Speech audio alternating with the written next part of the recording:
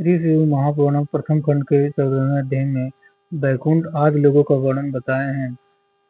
नारद जी ने हंसकर कहा कि हे पिता, अब आप अपने विष्णु जी के एवं शिव जी के लोकों का वर्णन कीजिए। यह सुनकर ब्रह्मा जी भगवान सदाशिव का ध्यान धरकर बोले कि हे पुत्र, मेरे लोक का नाम सत्यलोक है।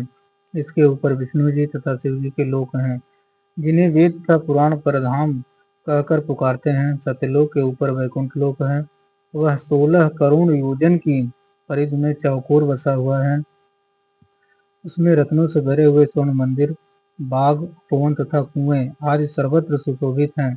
इसको स्वर्ग भी कहा जाता है। हे नारद, अब मैं तुमसे उस लोक का वर्णन करता हूँ जो स्वर्ग से ऊपर है और जिसे स्वामी कार्तिकेय लोक कहते हैं। वह लोक 64 योजन की है, परिधि में चौकोर बसा हुआ है। उस लोक के सभी घर रत्नों से भरे हुए हैं। उस लोक के स्वामी कार्तिकेय हैं, जिन्होंने तारकासुर का वध कर देवताओं को आनंद प्रदान किया था।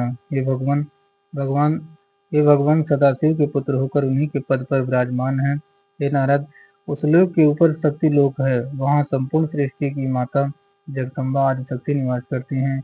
वहाँ इंद्र आदि देवता जगन माता की सेवा करते हुए उनके चरणों का ध्यान धरते रहते हैं। हे पुत्र, तुम्हें यह जान लेना चाहिए कि सृष्टि के संपूर्ण प्राणी उन आदि शक्ति की कृपा से ही ठहरे हुए हैं। वे जगदम्बा भगवान की अर्धांगिनी हैं। उन्हीं के अंश द्वारा मेरी पत्नी ब्रह्माणी, विष्णु जी की अर्धांगिनी लक्ष्मी एवं स्वाहा, स्वाधा, सिद्धा, विश्वा तथा इंद्राणी की उत्पत्ति हुई है।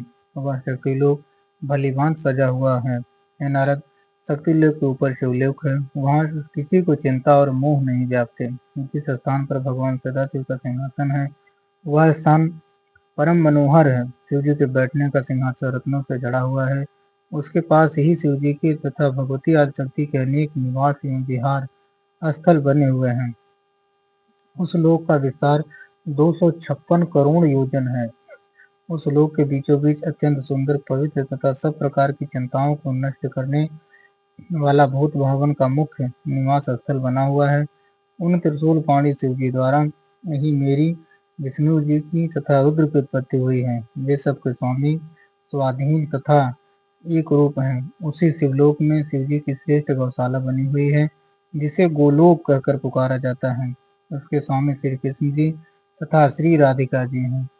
हर हर महादेव।